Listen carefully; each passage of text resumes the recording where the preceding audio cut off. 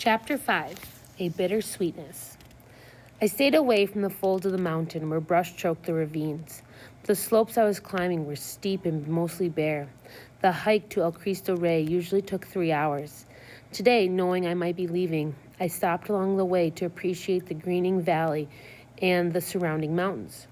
Rico's father once told me that our side of the mountain used to be covered with pine forests.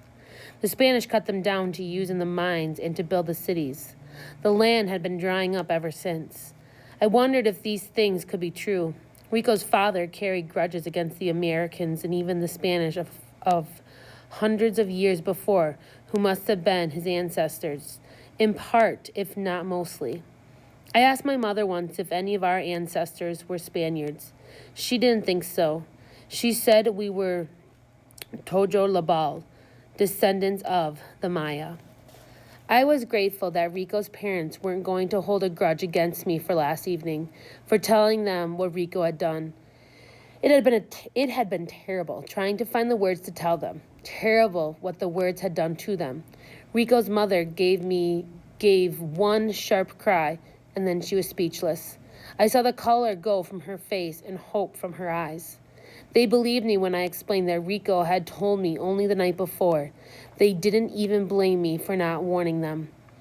Working with his brother, that will come to grief sooner or later, Rico's father said at the door. But why? I asked. Because Reynaldo lacks honesty. I told him as much once to his face, which is why he has done this, to spite me. The door groaned on its hinges, shutting behind me. From now on, the house of the Riveras was going to be a sad and lonely place. The tolling of the village bells, carrying far up the slopes, brought me back to my feet. I climbed higher until Los Arboles was like a toy village, and the road from Guanajuato to Silao shrank to a ribbon. I sat down again and took it in once more. The world I had known. Even with the forest missing, it was beautiful. It was home. All I remembered of the forest of Chiapas was their emerald green color and the jaguar. The great spotted cat had come to the edge of the forest and looked at me one day as I was playing in the grass behind our house, with its roof of thatch. I was too young to even be afraid. When I was older and told my father of this memory, he didn't say I had imagined it. Papa told me that our ancestors had built some of their greatest temples to the tigre. The powers of other animals didn't even come close. Nearing the top, I spiraled around the summit of El Cubilete, the tumbler, until I reached the road, which was jammed with cars, taxis, and tour buses creeping into the parking lot. I hurried to get past the diesel fumes. Inside the horse-shaped shrine, the plaza was crowded with pilgrims of all ages. Many were on their knees, with eyes lifted to the sky in the gigantic statue of bronze. I was disappointed to find it was so crowded. It was a Sunday, but Easter was still a month away. I wasn't even going to try to get into the chapel. Stepping to the side, I took a long look at El Cristo Rey, standing atop the chapel's roof, rounded to represent the top half of the world. One of the angels at his feet offered the crown of a king, the other a crown of thorns. I felt sorry for him. Christ the King, with arms outstretched, had too many prayers to listen to. It wasn't like my family was the only one in trouble. I had to get away from this crush, yet I wanted to stay close by a while, someplace where I could do my thinking. I found it on a low concrete wall next to a bus from Mexico City. From my perch, I could see Los Arboles and think about what I had to do. The noise behind me wouldn't matter. When my mind cleared, I saw my path. We didn't have another choice. Somehow I had to make the journey north. For my father, for the family, I had to find work. I had to send the money home. From out of nowhere, a figure in black sat down next to me, an old priest. "Do you mind if I sit down?" "Please, Padre." "One of the greatest statues in the world," the priest began. "I suppose you know why it was erected here. The top of Cubilete is at the exact center of all the land in Mexico. You are very bright. Well, I learned it in school. Where are you from? I pointed. That village down there. Not big enough to have a priest? Once a month. The priest's eyes went from Los Arboles to my hands, rough as the skin of an iguana, and back to the village again. I've been watching you. You seem to have the weight of the world on your shoulders. That's almost what it feels like, I admitted. Your father is no doubt working in El Norte. Uncomfortably, I nodded my head. I didn't like to tell the story of my father. I didn't want sympathy. With so many men away, the priest said with a sigh, it's as if the villages of Mexico are filled with widows and orphans. As we spoke, the bus had been filling with passengers returning from the shrine. As the last few boarded, the priest got up to join them and pressed something into my hand. I saw that it was some peso bills. The people on the bus gave me this for talking to them on the way here, the padre explained. No doubt your mother needs it more than I do. And by the way, it appears to me that you have very strong shoulders. I thanked him and said that I would remember him. I watched the bus go, and then I started down the mountain. It wasn't long before I stopped to count the money. I was surprised when I found out how much it was. It might even be enough to take me to the border. As I ran down the mountain, a dust devil was whirling in my mind. Bus money, I began by announcing. I showed my mother the bills and told her how I had come by them. My mother crossed herself. Her eyes were large as 10 peso coins. Surely this is a sign. Twice a priest had given us bus money. Praise be to God and his blessed mother. I should leave soon before the deserts get too hot. I understand. Your father always left by now. I guess I should go tomorrow. It pained my mother too much to reply with more than a nod. I'll go through Guadalajara like he did and cross in Arizona like he did. I went to the creek with a bar of soap, washed my hair, and scrubbed my skin raw. The bathing pool was in the shadows. The cold water felt like the stings of 1,000 scorpions. I was filled with doubts. Was I brave enough to go through with this? How was my family going to manage without me? What if it didn't rain and the barrels that collected water from the roof remained empty? Our family used to have a burro to haul clean water from upstream, but we traded it for the milk goat. I wish I dug a new pit for the outhouse. Now my sisters would have to do that. As I returned from the creek, I saw my little brother waving from the rooftop. The entire family was waiting. During the summer, we watched the sunset together from the roof. It was always cooler up there. On the 14th of March, there was a cold wind blowing. I climbed the ladder to join them. Lined up on the bench, facing the great statue, we watched our last sunset together. My mother had put on her finery from Chiapas, her blouse embroidered with many colors, and her long black skirt. This was all so out of the ordinary. It was more than a little scary for my sisters and little Chuy. Victor is leaving in the morning for El Norte, Mama began, to find work for the sake of the family, like your father used to do. Will he be back for Christmas? Chuy asked, as if I was already gone. Chuy, Graciela said. Victor might not be back for years. Chuy broke into tears and held tight to his mother. My sisters were trying to be brave. Teresa, the oldest, gave me a look of such pride, I will remember it as long as I live. My eyes went to the summit high above. The sunset was over. El Cristo Rey was a silhouette against the band of violets surrendering to black. Chuy normally slept beside me on the bed, on the mattress we shared. Not this night. I heard my little brother cry himself to sleep in the next room with his mother and his sisters. Never in my life have I felt so alone. Unlike Rico, I wasn't a brave person. I had no desire for adventure. With the leaving so close, I couldn't sleep. I sat at the kitchen table with my head in my hands. After a while, my mother appeared in the doorway. I can't sleep, Mama. Neither can I. Let us keep each other company while we still can. I've been lying awake thinking that I should have made you some hot chocolate. Now I have another chance. Would you like that? Very much. We pulled on warm clothes and went outside. I started a fire in the stove of mud and cement my father had made. My mother heated the milk slowly, breaking off the last pieces of the hard chocolate. It was expensive, for special occasions only. Slowly, she kept stirring as the chocolate dissolved.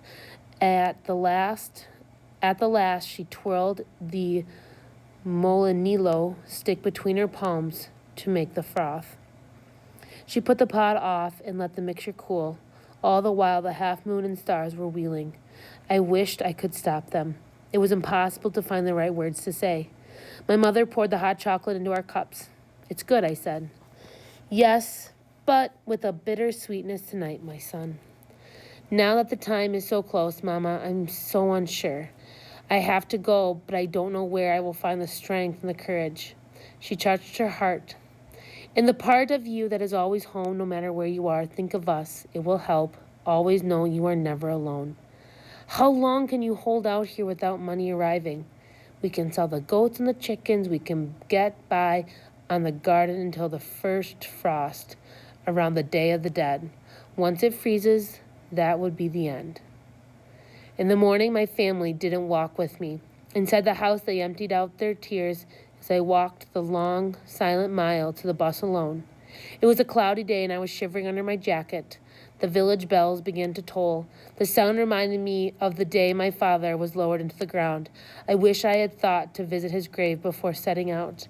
The bus was pulling up. I had told myself that I wasn't going to look back at the village, but I couldn't help it. When I did, I felt as weak as an old cornstalk rattling in the winds of winter. Chapter 6, The Lone Wolf. The bus station in Silao was crowded. Remembering what had happened to my father here years ago, I kept a good grip on my shoulder bag. What little money I had was stuffed in my underwear. I tried to look unafraid, as if I knew what I was doing. All the while, I felt like a bird out of the nest before it was ready to fly. I counted 5 different groups of travelers in the station. Many of them wore straw hats like mine, sneakers like mine. I wondered how many were campesinos and leaving their fields for the first time. Most carried small nylon backpacks, which meant they were headed for the States. Like me, they were waiting for the bus to Guadalajara. I wondered if any of these men had one of those famous green cards the Americans gave so few of. My father never had one, and neither did Rico's. Without a green card, you were illegal on the other side. You were a mojado, a wetback, as my father had often called himself. He said that the name came from swimming across the Rio Grande River into Texas, but really it meant all the illegal workers, even if they crossed on dry land. Probably all these men were going to meet mojados, wets, same as me. The difference between us was the coyote money they had on them. American dollars earned in the States. Big money like Rico was carrying 3 days ago when he passed through here with the group from Los Arboles. How I wished I was traveling with a group of experienced men. All Rico had to do was follow along, and when the time came, pull out his money to pay the coyote who would smuggle them across. Without staring at the men in the station, I was looking them over carefully. I had to find an ally, someone else in my situation. There had to be people like me who had to go north but didn't have coyote money. It only made sense that they wouldn't band together and make a group. A man alone, or maybe 2, would have a much better chance of sneaking through. At last I spotted a man with a small backpack who entered the station by himself, bought a ticket, and stood alone. If he was heading north, here was someone I could keep an eye on. The man was taller than average, lean as a fence post, about 30. No doubt he'd made many crossings. Experience lay heavy on him, like a tree much carved upon. His shaggy hair, drooping mustache, and downcast eyes, one with a sleepy eyelid, made him look like someone to stay away from. A lone wolf kicked out of the pack. A lone wolf was what I was looking for, but this one I was in no hurry to meet. My bus was called. I went out to the platform and lined up. Several of the Mojado groups were getting on this bus, and so was Sleepy Eye. As I boarded, I was amazed by the plush seats with high backs and headrests, and by the air conditioning. My mother had told me that the first class buses would be the quickest and safest way to go. It was how my father had traveled to the Arizona border. Stay alert, I told myself as I started down the aisle. I noticed that the Mojados were putting their backpacks in the overhead compartment opposite the seat they were choosing to keep an eye on their things, most likely. I would do the same. 2/3 of the way back, I came to the first open seats. My lone wolf was on the aisle. I stowed my bag above him, ducked into the row directly across, and sat at the window. I had to keep track of him, just in case he turned out to be the one. The bus pulled out of the station and left Cielo behind. Out the window, I was looking over the horizon of my world. From here on, every single city and town, every mountain and valley was going to be new and strange. It was exciting, but even more, it was scary. Once on the open road, the bus went much faster than the buses I was used to. The ride was smoother and quieter.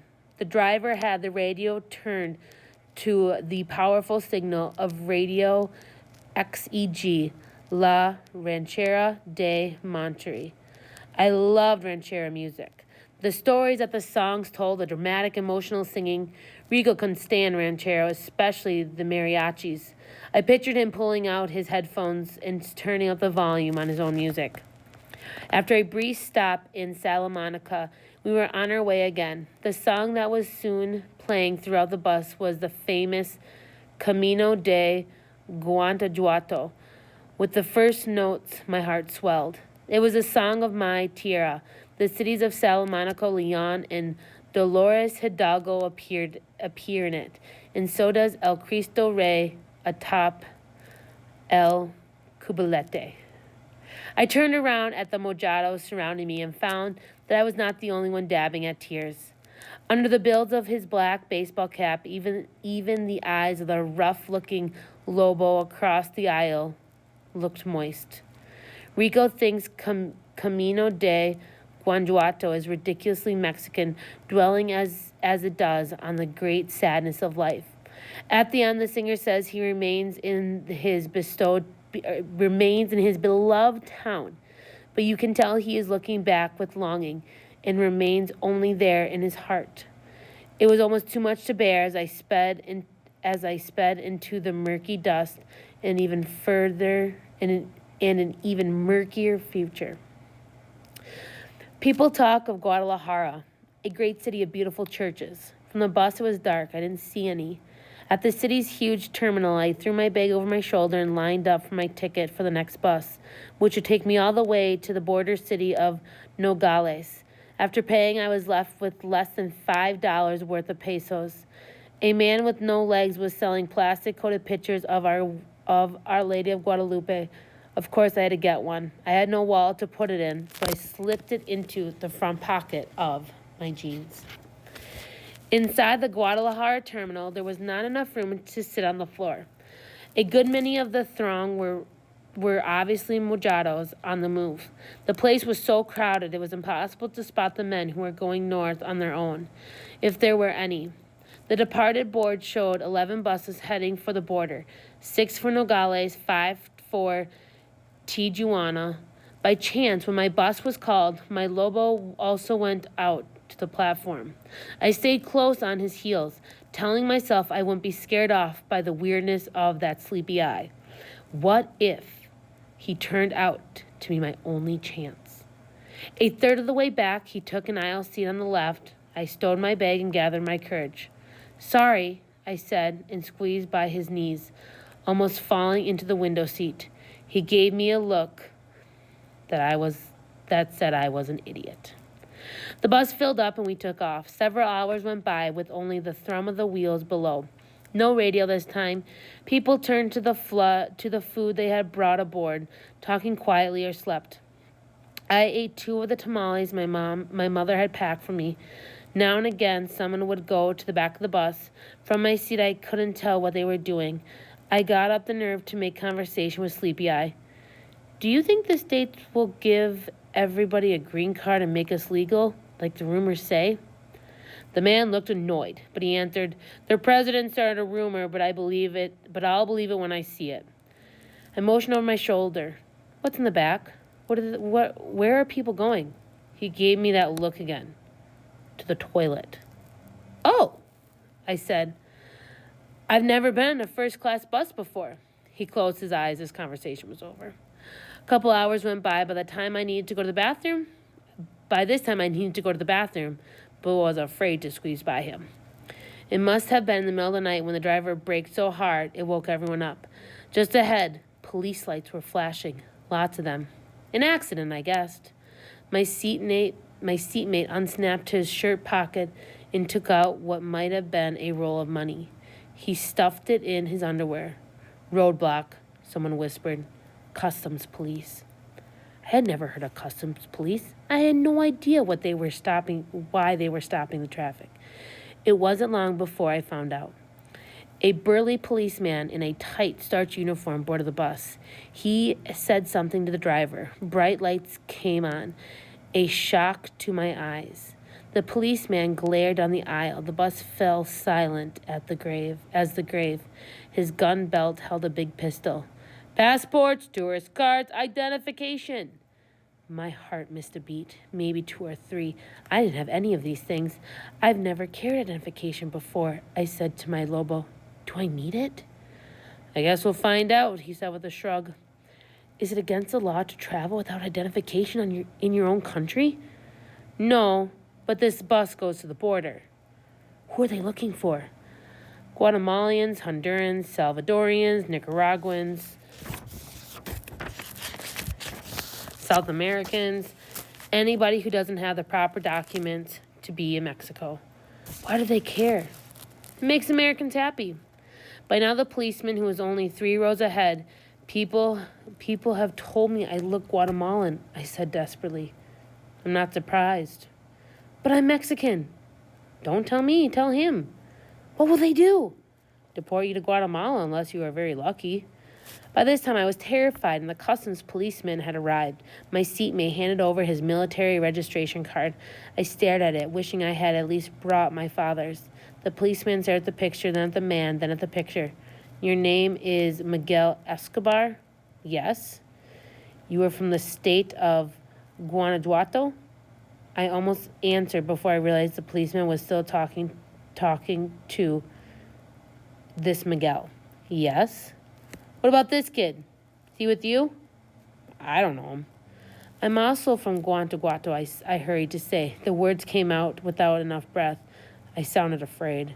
"I didn't ask," the policeman said, taking a long, suspicious look at my Mayan face.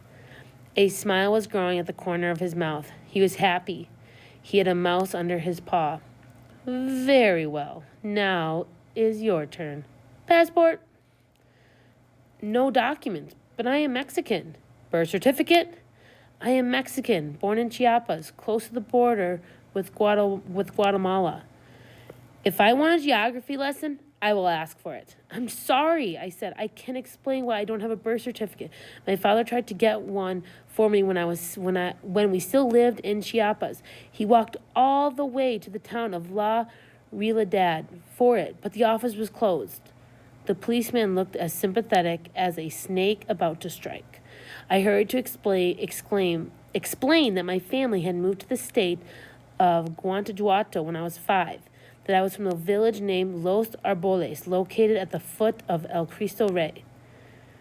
"This will not do," the policeman snapped. "This proves nothing. Stand outside." I sputtered and pleaded and almost cried. "Outside," he ordered. Chapter 7. No Turning Back. I grabbed my bag as I stumbled to the front of the bus. People turned their eyes away. Outside, a waiting policeman ordered me to stand at the rear of a pickup that had been pulled over in the headlights of a police car behind it. 2 more customs police, one with an automatic rifle, were supervising a man unloading the heavy fruit and vegetable boxes stacked high in the cattle cage enclosing the bed of the truck. Skinny, uncombed, and more than a little nervous, this man was apparently the driver. The policeman with the assault rifle ordered me to help. I'm not with him, I said. I was on the bus. Do as I tell you, the policeman snarled, pointing with his rifle. He ordered me to stack the boxes on the shoulder of the road. As the last ones came off the truck, I saw they'd be stacked on a deck of black plywood level with the tailgate, which was bolted shut.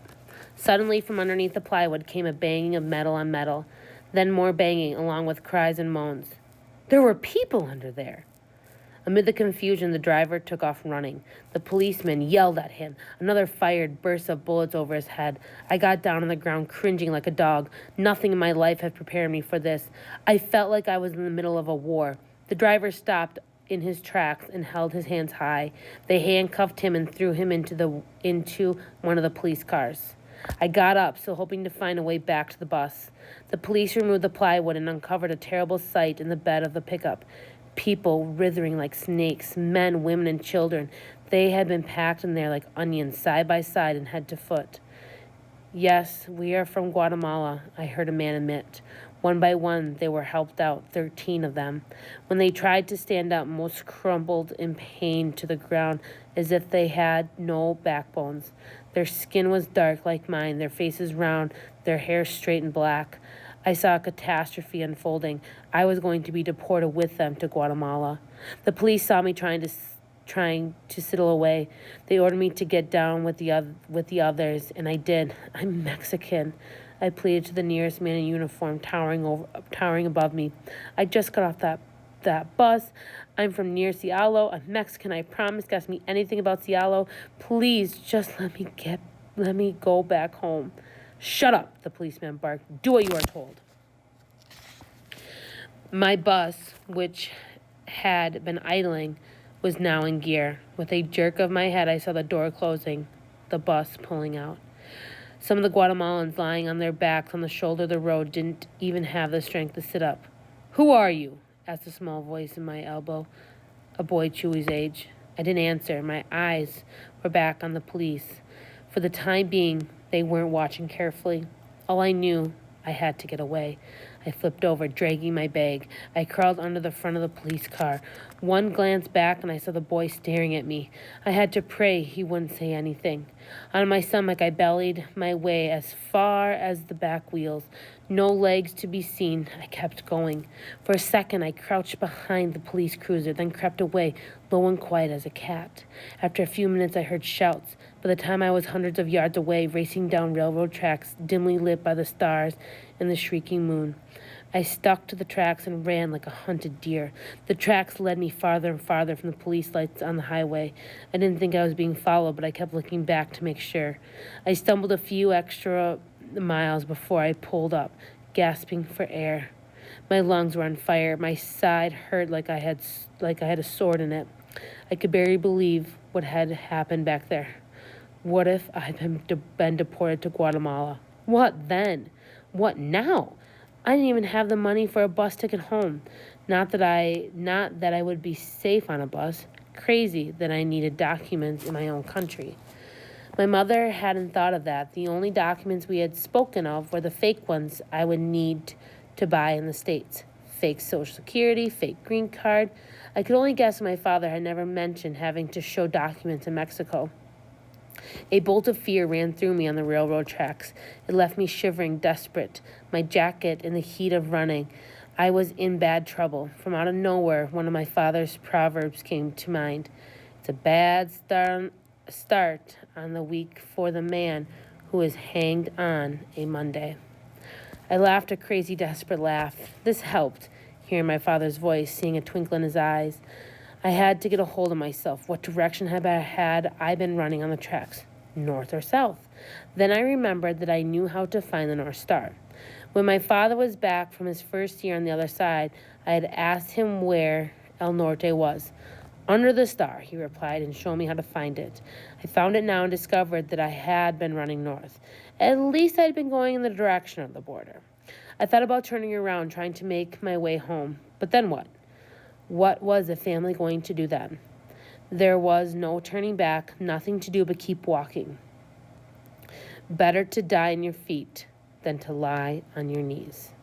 I heard Papa saying. As I walked on, the lights of the town in the distance were slow to get any closer. The moon set, and I walked by the starlight. I kept going, eyelids heavy as metal. After a while, I noticed wearily that I was casting a long shadow. I didn't stop to wonder why, with dawn still hours away. Like a rabbit that doesn't hear the approach of a swooping eagle, I had no idea what was bearing down on me.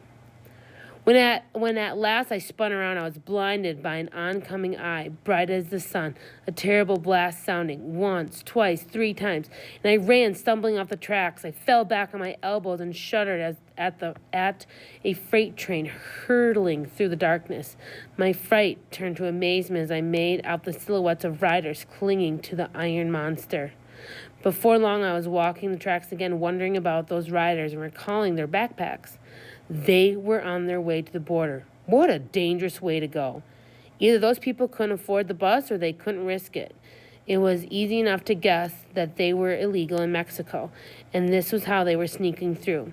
It hit me hard what this meant. This is the way I was going to have to travel now, like an outlaw in my own country. Dawn came and went, and I put one foot in front of the other. Finally, I reached the town. It was too small even to have a sign announcing its name. Another freight train rumbled through without stopping. This one also had riders with backpacks. With only my mother's last tamale for fuel, I walked all day. I got many chances to watch riders as they flew by on the northbound freights.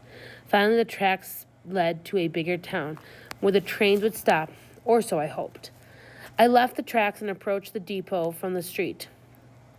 Panetta, the sign said.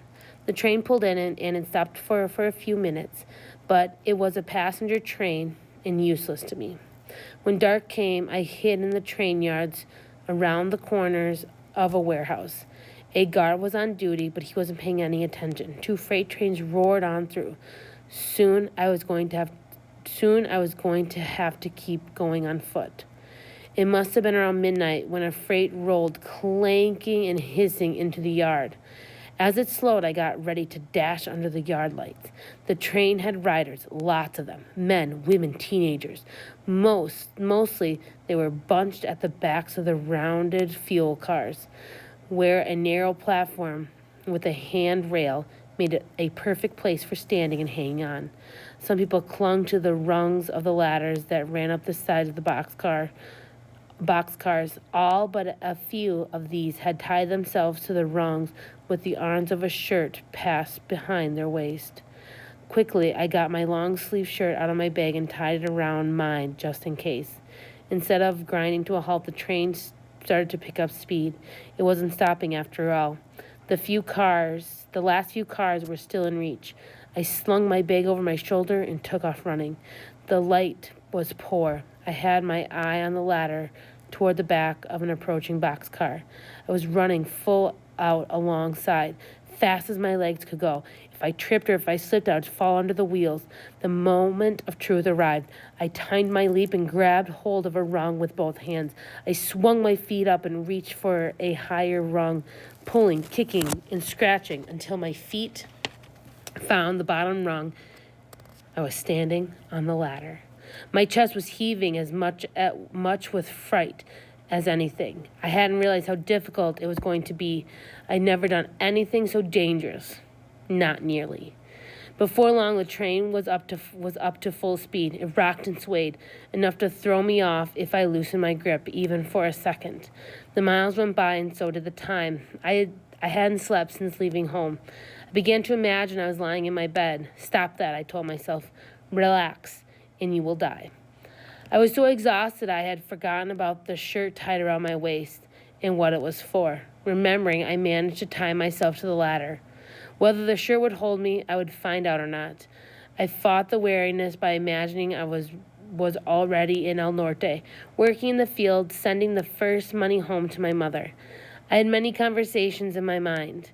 Some of them were with my family, but mostly they were with Rico. When I told him I had jumped onto a moving train, he laughed at me. He didn't believe it. He said I was making it up. Turtle, you would never do a thing like that, not in a million years. By now, Rico and the 4 men from the village had met their coyote. They were already given over the big money and were crossing the wire.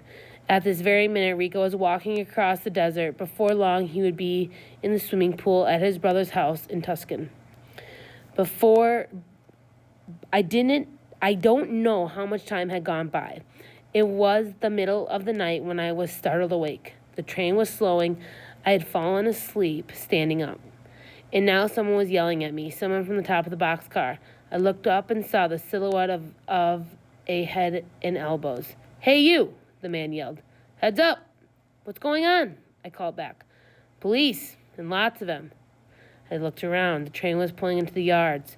What city was this? I had no idea. "I don't see any police," I said. "They're hiding. What do you think?" "How do you know?" "That's the word from the front. Get ready to jump, fool. I'm coming down right behind you." Suddenly the whistle blasted twice. Growling and hissing, the iron beast was breaking some more. I looked ahead along the track and saw police and soldiers lurking in the shadows.